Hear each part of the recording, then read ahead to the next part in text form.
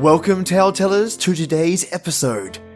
It's a fantastic Thursday. We are 80% of our way through the work week. And right now, it's 9 PM here whilst I record this, and I'm just sitting here, drinking my Earl Grey and having a good time. I bought this new Earl Grey from TWG. No plug, I just really love that brand. It's fantastic. Super earthy and delicious. The only problem is, I can't drink too much before recording because it makes me too relaxed, and especially after a long day working, I just want to have a rest. So I can't go overboard with the tea.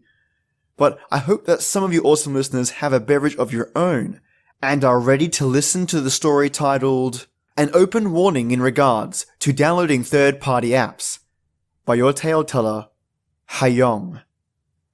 I don't want to spoil anything, so you're just going to have to listen to this one.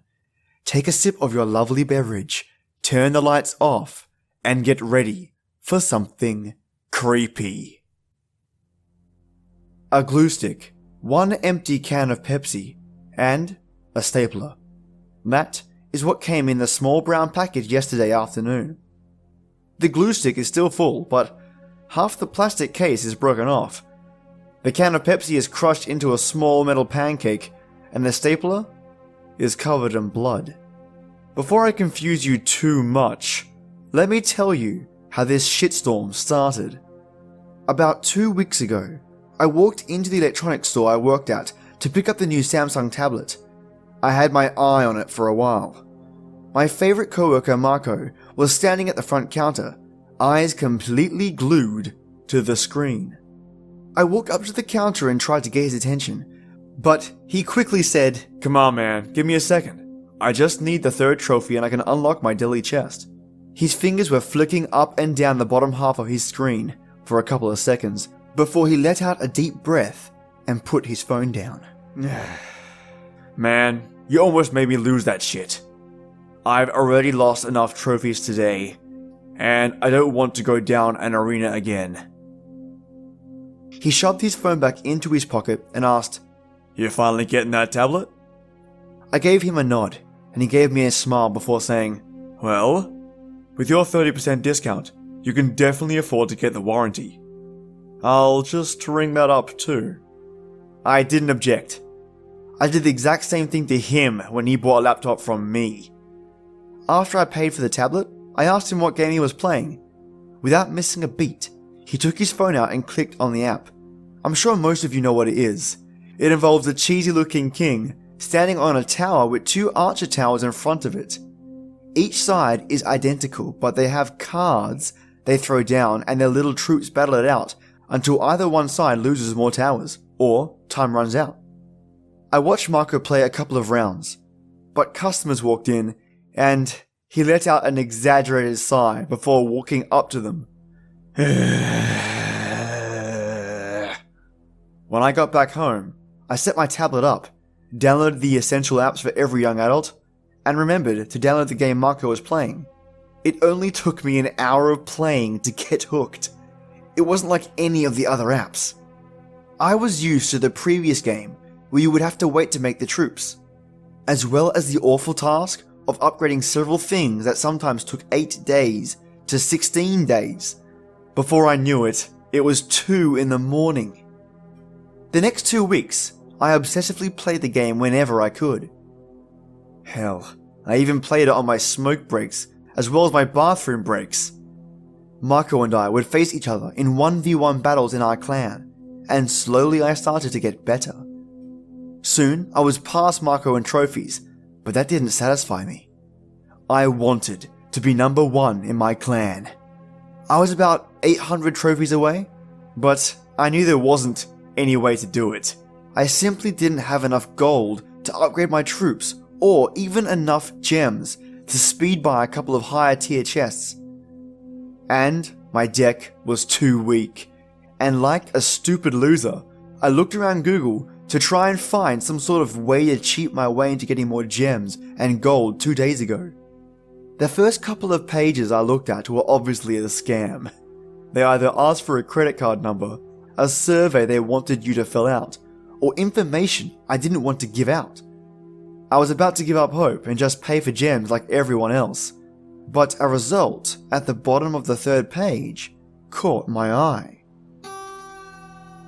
Unlimited gem generator. No cards or personal info required. I wasn't really expecting it to work, but I was still hopeful.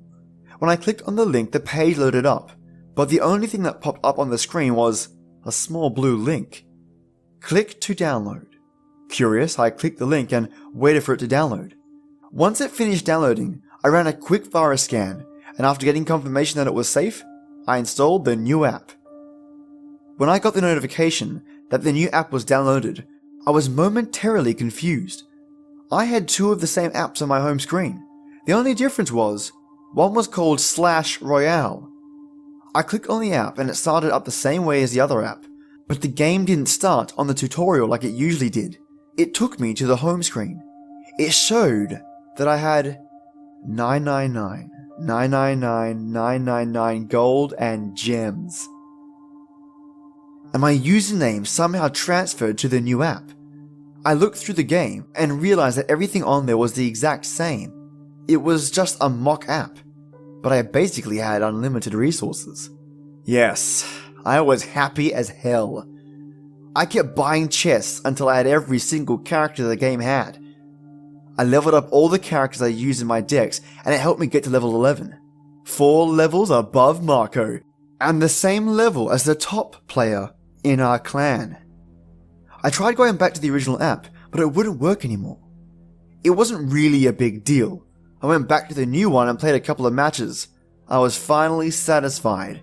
I didn't lose a single match, and honestly, it seemed a little too easy for me. I called Marco and asked him if he wanted to do a quick match. Within a minute, the match started and I was ready to show him all of my newly acquired characters. I destroyed all 3 towers within a minute. My loyal prince on a pony laid the final blow and I couldn't help laughing when Marco called me back and asked how much I spent on the game. I asked him if he wanted to play again, but he said he was going to sleep. I barely got any sleep that night. I kept playing matches and soon I was in the final arena. Marco didn't show up to work yesterday. He was sitting at his house when the horse from the farm next door jumped over the fence and attacked Marco. The horse never showed any sort of violent tendencies. His story was on the local news when I got home from work. The horse ended up stomping on his face and body over a dozen times. He was damn near unrecognizable. They called it a freak accident, and I almost believed it until I clicked on the app. Instead of bouncing to the game, it showed a white screen and a link in the middle. Click to accept the package. Exit if you would like to end up like Marco. I was scared. Shit. I wanted to throw my phone as far away from me as I could, but if they could somehow get a horse to kill someone, my life would be easy for them to take. I clicked on the link and waited on the couch. Around 11, I heard a soft knock on my door. I walked up to the door with my kitchen knife in my hand and slowly opened the front door. It was a small brown package, a glue stick, an empty can of Pepsi, and a stapler. My phone went off in my pocket, and I shoved the items back in the box before checking my phone. When the visitor comes, it will be your first match. Winner gets to live till the next match. Use the items given to you. Get creative. If you use anything else, you will be instantly disqualified. Just like the game, timing is everything. It didn't take long before I heard knocking at my door again. I sat as quietly as I could on the couch, hoping that the person would just walk away. But after a couple of seconds, a man yelled out, "I'll be in the front yard. You can't just quit like the last guy." It took me over 2 hours to finally walk outside the door with the can and stapler in my hand and the glue stick in my pocket. A man in a wheelchair sat quietly in the middle of my lawn. Cautiously, I walked a little closer to him and realized he was holding a knife in his hand. Before I could say anything to him, he let out a scream and quickly rolled up to where I was. His knife was a blur in the night, but I managed to jump away.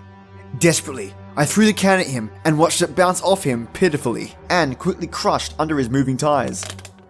I took the glue stick out of my pocket and threw it as hard as I could at his head.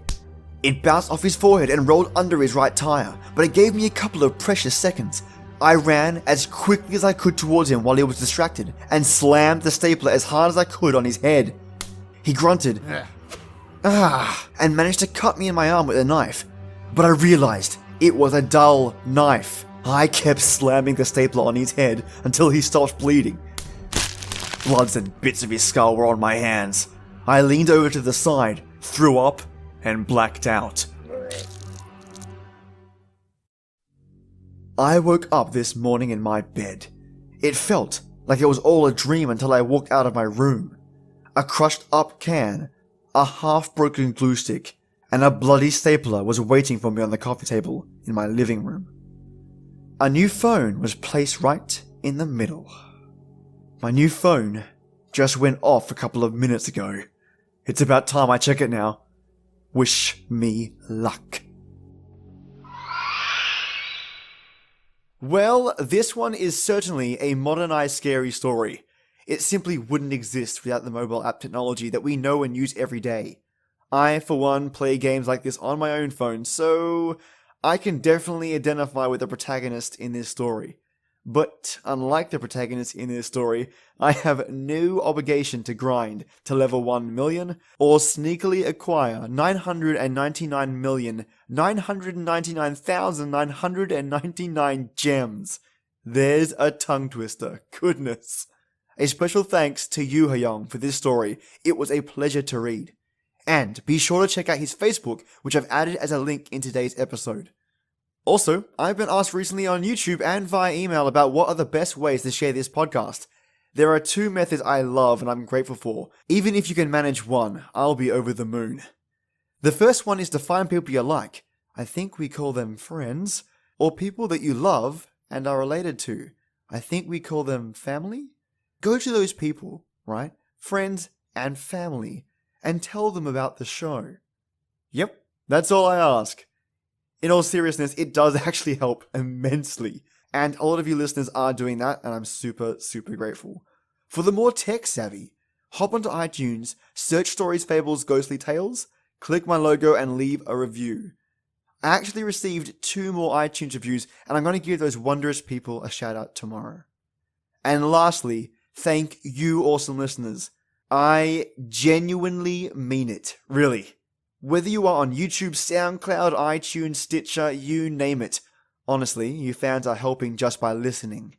And the channel is growing. You helped it happen. And dare I say, made it happen. And as a result, I make these stories just for you. You lovely people. So thank you. Okay, Telltellers, it's that time. This is the place where stories live, and you Telltellers come to listen. Enjoy your day or night, and join me every weekday for our creepy tradition. And as always, till next time.